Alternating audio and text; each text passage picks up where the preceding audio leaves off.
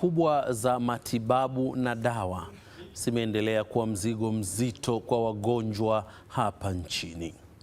Kila uchao gharama hizi zinaonekana kwenda juu, licha ya kwamba kumekuwa na juhudi mbalimbali zikiendelea kuchukuliwa ili kuhakikisha kwamba kunakuwa na unafuu.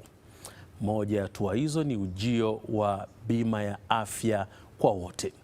Lakini kabla haijafika huko, Watanzania wameendelea kupitia magumu ya namna hiyo, hatua ambayo imemgusa pia Waziri wa Afya Mohamed Mchengerwa, ambaye yeye katika mkutano yake ya kawaida kupokea simu na kujibu kero za Watanzania alichukua hilo na kusema ya kwamba wakati sasa umefika kwa serikali kuwa na mwongozo maalum ili kudhibiti kadhia ambayo wanakutana nayo Watanzania, akiainisha ya kwamba gharama hizi ni kubwa kwa upande wa hospitali binafsi na hospitali za umma, ambako kote bado kumekuwa na shida hiyo hiyo. Sasa wakati ambako serikali inaendelea kujipanga na kutaka kuja na mwongozo, nini ambacho kimefanya kama taifa kufika hapa tulipo? Kulikoni mpaka huduma za matibabu na dawa sasa zimegeuka mzigo mzito unaomwelemea mwananchi? Naitwa Nurdin Selemani, ndiye ambaye nakualika kwenye uchanganuzi hii leo, na mada yetu tutatupia macho kilio hicho cha gharama kubwa ambazo Watanzania wanakutana nazo, na njia gani inaweza ikawa njema ama rahisi ya kumrahisishia Mtanzania ili mzigo mzito umwepuke ama aweze kuutua na hatimaye maisha mengine yaweze kusonga mbele. Yangu matumaini ya kwamba siku yako imekwenda salama salmin, na kujadili hili pia tutakwenda pale Dodoma kwa Dr. Mugisha Nkoronko, ambaye yeye ni rais wa chama cha madaktari hapa nchini, lakini ni daktari wa binadamu ambaye amekuwa akifanya vyema wakifanya kazi hizi na kujua nini ambacho kimefanya tuweze kufika hapa tulipo na namna gani inaweza ikawa njema kutuondoa kutoka hapa tulipo, ili Watanzania waone kwamba haya si mzigo kwao, lakini pindi atakapokuwa anaumwa aweze kupata huduma stahiki, tena kwa kiwango ambacho ni bora, na maisha mengine yaweze kuendelea. Dr. Nkoronko, habari za Dodoma na karibu sana kwenye uchanganuzi. Asante sana ndugu Nurdin kwa kunialika. Asante kwa wakati tutakaoshiriki pamoja. Naam, hebu tuanzie hapa. Kulikoni tumefika hatua ambayo gharama hizi za matibabu zinaonekana ni mzigo na kila sehemu? Zamani ilikuwa inaonekana kwamba hospitali binafsi ndio gharama zake ni juu, na wengi walikuwa wanaona kwenye hospitali za umma ama za serikali ndiko kuna ahueni, lakini leo kote hali ni hiyo hiyo. Na kushukuru sana kwa kuuliza swali hili la msingi. Hakuna tunachokiona kisichokuwa na chanzo, na chanzo cha gharama hizi kwenye nchi yetu ya Tanzania kwa kiasi kikubwa zinategemea kiwango cha ubora wa huduma, vifaa vya uchunguzi vilivyowekezwa, na namna ambavyo tunatoa huduma kwa wananchi wetu. Nitatoa mfano. Hospitali za umma sasa hivi zina mashine za CT scan. Hospitali za kanda zina mashine ya MRI. Vifaa vyote hivi vinatumia ili viweze kuendeshwa, vinahitaji uwekezaji mkubwa sana, si tu katika kuinunua ile mashine, bali katika kuhakikisha ina run katika ufanisi siku hata siku. Alafu kuna dawa tunazozinunua kwa ajili ya kuwapa watu wetu ili waweze kuzitumia na siha yao iweze kurejea katika utimamu wake. Lakini pia tunasababisha gharama hizi zinakuwepo katika utoaji wa huduma kwa sababu tuna vifaa tulivyovifunga kwenye maabara zetu za uchunguzi. tuna vifaa ambavyo vinatumia reagent, vitendanishi vya maabara, reagent kadha wa kadha kwa ajili ya kuweza kuwahudumia wagonjwa. Lakini pia tuna madaktari tuliowapeleka kwenye eneo la kutolea tiba kwenye hospitali zetu, si madaktari tena ambao hawakuwa na kisomo, si madaktari waliokuwa wanaandika kidonge kimoja mara 3 kwa siku. Ni madaktari waliosoma kwa kipindi kisichopungua miaka 5. Ni madaktari waliosoma mara baada ya miaka 5 kuongeza mwaka mmoja wa internship. Ni daktari ambaye kwa sasa ili aweze kukutibu anahitaji ubobezi. Ni madaktari ambao wengine walisomeshwa na serikali, wengine walijisomesha wenyewe. Kwa unakuta ili kuja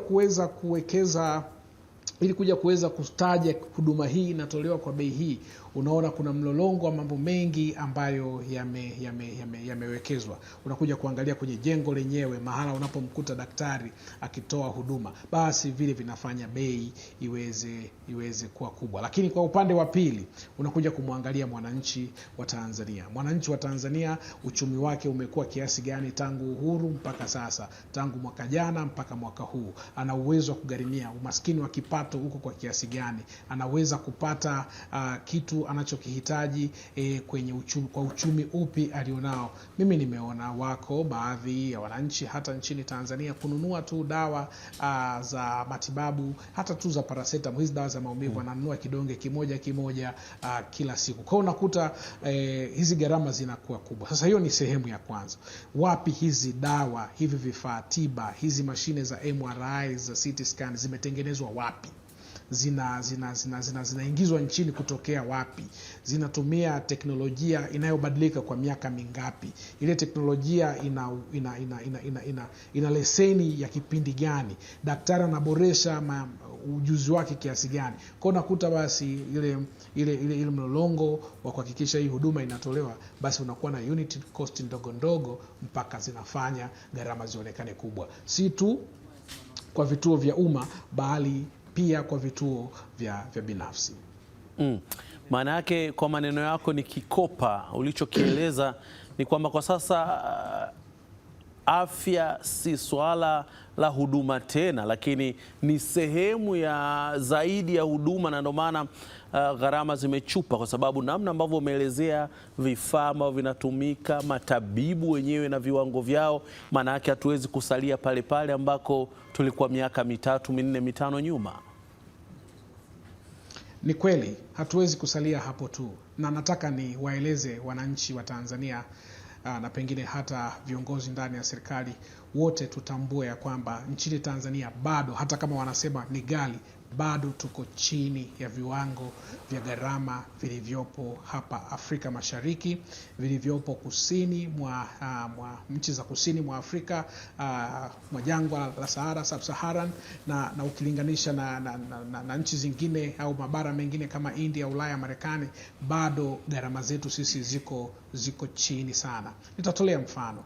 Gharama ya ushauri wa kitaalam kwa daktari bingwa nchini Tanzania ni shilingi 25,000 mpaka 30,000 kwenye vituo vya kutolea huduma vya umma ama vya binafsi. Lakini hapa tu nchini Kenya ni karibu $50 au $45, ambao ukiipeleka unakuta ukizidisha mara exchange rate sasa hivi unaikuta ni karibu 100,000. Ukienda Uganda ni karibu 120,000,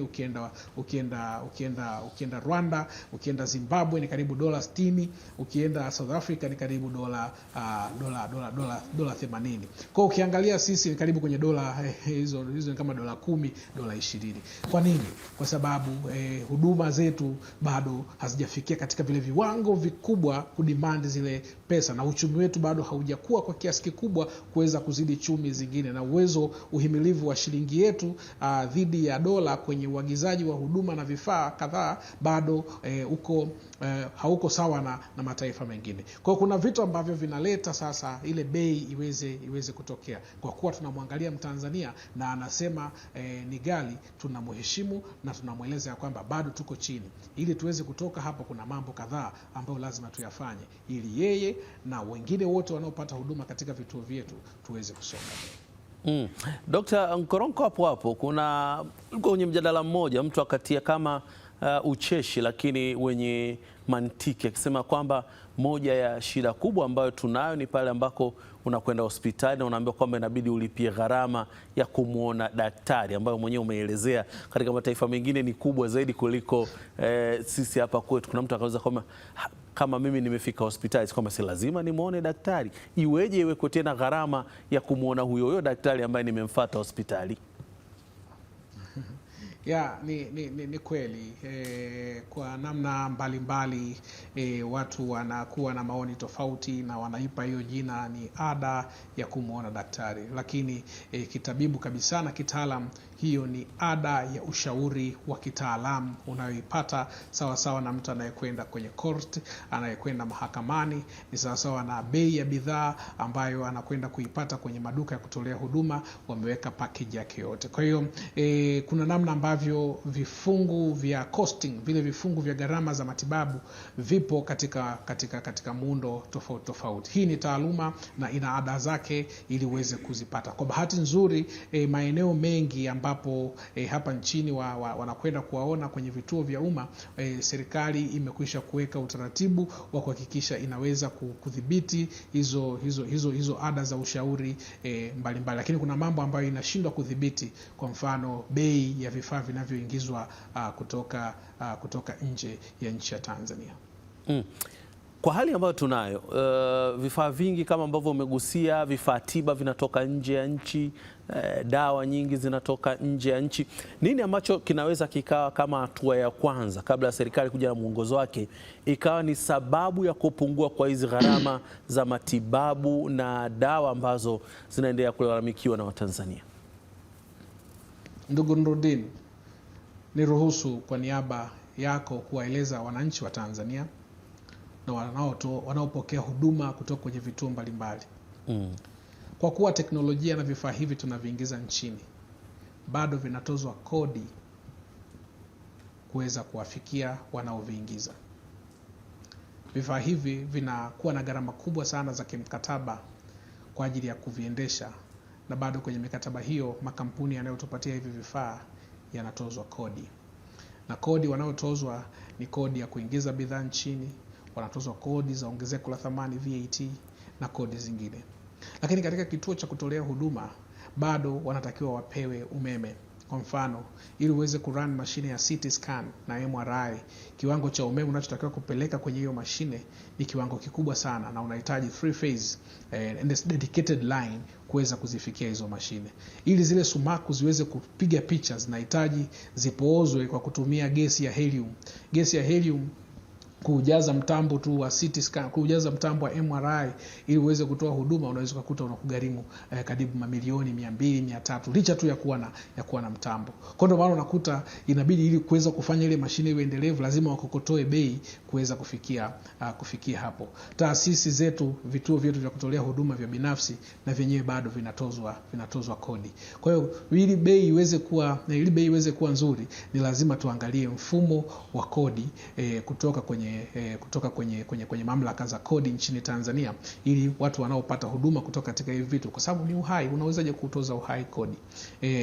Watu wanaoendesha vituo binafsi wanaendesha kutoka mfukoni mwao, wanaendesha kutoka kwenye mitaji yao, wanahitaji kupata faida, wanahitaji kuendesha kutoa huduma hii ili waweze kuwa sustainable kwenye hizi za umma. Kwa mfano hospitali ya Muhimbili tunahitaji iweze kuwa sustainable, iweze kuwa endelevu, huduma zinazotolewa ziweze kupatikana leo mimi napoumwa, au atakapokuja ndugu yangu, au atakapokuja mwananchi mwingine miaka 3-4 aweze kupata huduma sawa sawa na vile anavyozipata. Lakini unakuta wanalazimika na wao kuendesha kwa kuhakikisha kwamba tunarejesha ile wear and tear ya vile vifaa. Kwa hiyo lazima tuangalie fiscal and non fiscal barriers, au maeneo ambayo ya kifedha na sio ya kifedha yanayosababisha bei yetu iweze kushuti. Hilo ni sehemu ya kwanza, lazima tuidhibiti. Sehemu ya pili pili ambayo lazima tuifanyie kazi basi ni sehemu ya kuhakikisha kwamba tunaanza kupunguza utegemezi wa bidhaa kuzalishwa nje ya nchi. Dawa inayozalishwa India lazima ipande meli, na hiyo meli lazima iwe na bima, na sasa hivi kuna mashambulio, lazima zile bima zitapanda, itasogea, itatukuta huku tuliko, na itaongezeka bei, na ili mtu aweze kuipata hakuna maisha ambayo yanashindwa kuokolewa na kiwango chochote cha fedha. Kwa unakuta watu wanalazimika kugharimika. Dawa hizi, vifaa tiba hivi, mashine hizi tukiweza kuzizalisha ndani, tutapunguza hiyo gharama yote. Tutabakiza labda zile patent chache ambazo bado yule manufacturer aliyetengeneza kile kitu kwa mara ya kwanza anahitaji aweze kuzipata. Kwa hiyo hayo ni maeneo makubwa mawili ambayo serikali ya Jamhuri ya Muungano wa Tanzania sioni hata kidogo ikishindwa kuweza kutimiza wajibu huo wa kuondoa vikwazo vya kikodi, wa kuondoa vikwazo visivyo vya kikodi, na kuwezekana kuanza kutoa ruzuku kwa taasisi zinazotoa huduma hii ya afya kama mataifa mengine ambavyo yamekuwa yakifanya, ili wote tuweze kutoa huduma za kawaida. Sehemu ya tatu ni kuanzisha mamlaka ya udhibiti wa huduma za afya hapa nchini. Sekta zote zinadhibitiwa. Ukiangalia sekta ya nishati na maji, kuna udhibiti kupitia taasisi ya EWURA. Ukienda kwingine kuna udhibiti kupitia sheria ya elimu. Ukienda sijui kwingine kuna sheria sijui nataka hivi. Lakini kwenye afya tangu uhuru mpaka leo hatuna sheria inayodhibiti afya. Kwa hiyo hatujui sisi wa Tanzania afya tunayoitaka ni ya shilingi ngapi. Hatujui sisi wa Tanzania madaktari tunaowataka ni wa aina gani. Hatujui sisi wa Tanzania namna gani tunatakiwa tuchaji vituo kuweza kutoa huduma. Sisi hatufahamu. Kwa hiyo ni wakati jambo jingine ambalo serikali inaweza kalifanya ni kuharakisha mchakato wa kuweza kuitunga hii sheria. Inatakiwa ndani ya mabunge mawili yanayokuja hivi karibuni waweze kuharakisha huu mchakato ili tujue afya tunayoitaka ya Watanzania ikoje na mfumo wa afya tunaotaka ukoje. Alafu baada ya hapo sasa ndio bima ya afya kwa wote itaingia, itaweza kufanya kazi na kutoa matokeo. Alafu wazalishaji wataingia, watalindwa, watakuwa na soko la uhakika, wataweza kuzalisha na tutapata bei nafuu ya vifaa tiba. Alafu madaktari watasomeshwa kwa viwango tunavyovitaka na watakuwa na sifa. Kwa mfano mimi ili niweze kufanya kazi lazima nilipie leseni. Na kwa kuwa nafanya private na leseni nalipa mwenyewe, lazima nitakuwa kuna tozo fulani ambayo lazima nitaweza kuitoa ili ku-maintain license yangu. Kwa hiyo ni lazima tuweze kufika mahala tuweze kuangalia ni afya gani tunaitaka tunavyokwenda kwenye kupunguza gharama. Tunausubiri sana mwongozo wa Mheshimiwa Waziri, lakini lazima ulindwe kwa mujibu wa kanuni, taratibu na sheria ambazo tunajiwekea. Pasipo na sheria tumo imara. Kwa mtazamo wako, serikali inataka kuja na mwongozo ambao Waziri Mchengerwa ameusema. Nukta gani muhimu ambazo ungeambiwa ushauri ungezitilia mkazo ili kuhakikisha kwamba hiki kilio cha Watanzania kinasikika ndani ya huo mwongozo na hatimaye tuone basi kuna hiyo ahueni ambayo Watanzania wanaifikiria? Jambo la kwanza ambalo tunatakiwa kulitizama ni kufahamu ya kwamba sisi tuko kwenye sera za uchumi wa soko. Mwongozo unatakiwa kutenge sekta ya afya dhidi ya wale wanaofanya biashara au dhidi ya matakwa ya uchumi wa soko. Utakuta huduma bora tunazozitaka zinapatikana kwa gharama fulani kutoka sehemu fulani. Kwa mfano, wako baadhi ya taasisi wanaleta wataalamu kutoka nje ya nchi, na ukimuingiza tu yule mtaalamu kulipia ile tunaita resident permit na work permit, unakuta ni karibu madolari mengi ya pesa, na kile kituo lazima kitachaji ili kiweze kufikisha hatua ya kukosti. Kwa hiyo tunachotaka kwanza ni kuhakikisha kwamba tuna mwongozo wa ubora, na mwongozo ambao unatakiwa utajwe, basi tuseme ubora tunaoutaka tunaudefine namna hii. Ili kudhibiti matumizi ya uchumi wa soko kwenye sekta ya afya, napenda uangalie sekta ya magari. Wewe ukitaka kununua hapa nchini Tanzania gari, utaenda kuangalia lina ubora kiasi gani, lina gharama kiasi gani kuweza kulipata kwa ule ubora. Na unakuta basi mtu analazimika kwa sababu anatafuta kile kilicho bora aweze kukipata. Kwa hiyo lazima tuweze kuweka mazingira hayo. Mwongozo lazima uangalie jamii zote kwa ujumla. Uangalie katika mazingira ya chini, mazingira ya kati na mazingira yasiyofikika. Tumeona kwenye sekta ya telecommunication. Angalia tu taifa letu kwenye sekta ya telecommunication kuna ruzuku inatoa kwa ajili ya kuendesha minara kwenye kugharimia huduma za minara kwenye maeneo ambayo hawa wenzetu wawekezaji hawawezi kuyafikia kwa sababu hayana traction ile financial, hayana ule mvuto wa kifaida katika maeneo hayo, kwa hawawezi kupenda kwenda huko. Vipi kuhusu sekta ya afya? Hakuna maeneo kama hayo? Yapo mengi ya kutosha. Tunahitaji ulari wa mizania ya uendeshaji wa hivi vituo kwa namna moja ama nyingine unaolingana na unaofanana, na serikali lazima iweke mkono wake ili kuteremsha zile gharama. Ukienda pale hospitali, mimi ninapofanya kazi na wengine wanapofanya kazi, unakuta hospitali inawekewa umeme ambao unazalishwa na maji na serikali, unakuta na wenyewe wanatozwa bili, unakuta bili ya umeme pale ni karibu milioni 40, milioni 50, milioni 60. Kwa nini vituo vya huduma za jamii visipatiwe umeme bure, visipatiwe maji bure? Maana hivyo vitachangia gharama za uendeshaji. Kwa hiyo lazima tuangalie tunatakaje. Ukienda kwenye sekta ya masoko, utaangalia kuna baadhi ya masoko yanatoza ushuru kidogo, masoko mengine yanatoza ushuru mkubwa. Je, kwenye sekta ya afya tumefikiriaje? Kwa hapa lazima tuje na mwongozo ambao ni mtambuka. Na mwongozo huu tukisha utengeneza, je, akiondoka Mchengerwa akija mwingine na uwezo wa kubadilisha, kwa lazima tuufanye kuwa sheria. Sera tu tunayotumia sasa hivi kuendesha taifa letu ni ya mwaka 2007 katika sekta ya afya. Angalia tuliko.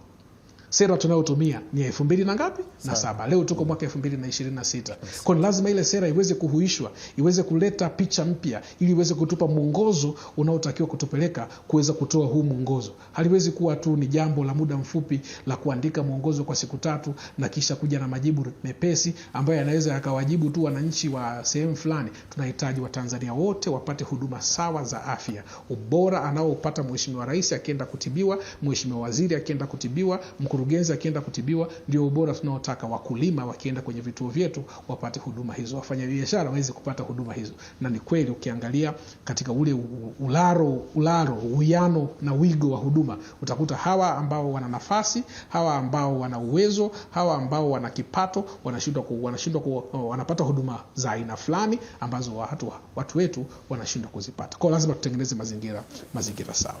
Na mwisho kabisa kwenye mwongozo ni lazima tuweze kuangalia, je, tunahitaji kutoza kodi mtu anayekuja kututibu? Tunahitaji kutoza kodi mashine zinazokuja kututibu? Tunahitaji kutoza kodi kwenye maeneo haya? Lazima tufike mahala tuyaondoe. Tuyaondoe. Hasio kila sehemu tunatakiwa tukamue tu kodi. Haiwezekani. Lazima tutanue wigo wetu wa kodi. Na ule wigo utakapoondolewa ule wigo wa kodi ambazo ni mzigo kwenye zinazochangia gharama kuwa kubwa, basi utakuta wale watu wa huduma watatoa huduma stahiki. Itabaki upande wa mwananchi kuwa na uwezo, ambapo sasa ndio tunamwambia ugonjwa huja pasi na wewe kuwa na taarifa. Hivyo basi jipange kugharimia matibabu yako kabla hujaugua. Jiunge na wenzako, mchange kiasi fulani, tukiweke sehemu fulani, ili tukiugua tuweze kukitumia kututibu sisi sote. Nafasi ya bima ni ipi? Naona maneno yako ambayo umemalizia, manake umeigusia bima ya afya katika ufundi na ustadi wako. Nafasi yake ni nini katika kuhakikisha kwamba haya machungu mtu hayaoni ya moja kwa moja? Mfumo wa bima ya afya kwa wananchi wa Tanzania na kwingineko duniani unasaidia kuondoa uchungu wa gharama za kulipa.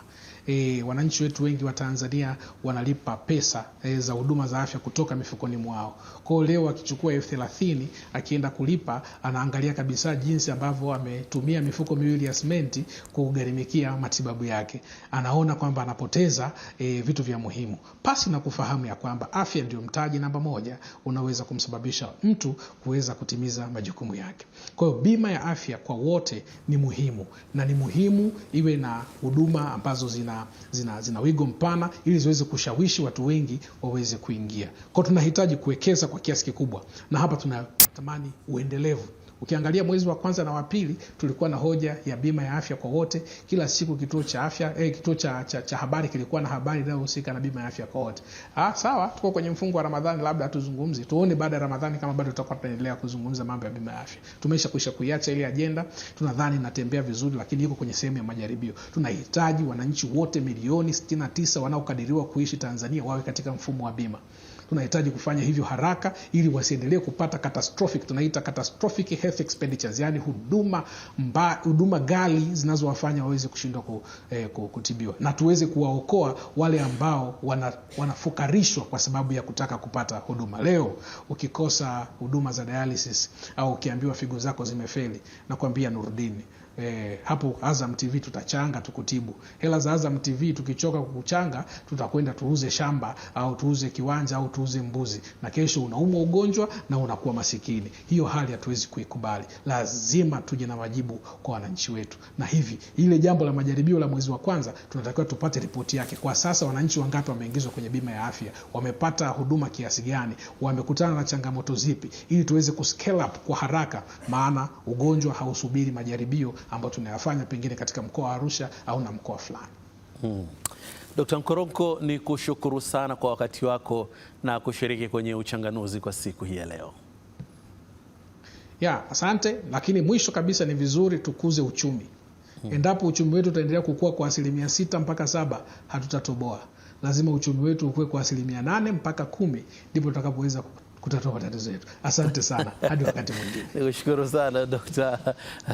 Mugisha Nkoronko, rais wa chama cha madaktari hapa nchini na daktari wa binadamu, akimalizia kwa ushauri wake kusema kwamba lazima uchumi ukue kwa kasi zaidi ya hali ambayo iliyopo sasa ya 6%, hatua ambayo anaamini kabisa itasaidia kwenye kukabiliana na shida ya gharama za matibabu na dawa ambayo imekuwa ni kilio hapa nchini. Na hiyo ndiyo ilikuwa mada yetu, na umesikia kwa upana wake akitumia pia uzoefu wake kama daktari kutuainishia ukweli wa mambo ulivyo. Na nukta inatufikisha tamati ya uchanganuzi. Naitwa Nurdin Selemani, kutakia utazamaji mwema wa vipindi vinavyoendelea. Panapo majaliwa tukutane tena kesho. Usiku mwema.